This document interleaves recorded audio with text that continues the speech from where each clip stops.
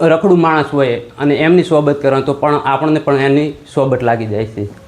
આપણી શિવશક્તિ લાઇબ્રેરીમાં પધારીને ગામના સરપંચશ્રી, નવનિયુક્ત વિવિધ ડિપાર્ટમેન્ટમાંથી લાગેલા કર્મચારીઓ, ગામના વડીલો તેમજ જે તૈયારી માટે આવેલા ધોરણ 10, 11 અને 12 તેમજ કોલેજના વિદ્યાર્થી ભાઈઓ તથા બહેનો, આજે જે આપણે ગામ ખૂબ જ પ્રગતિના પંથે છે, વળી ધીમે ધીમે ખૂબ સારી પ્રગતિ કરો.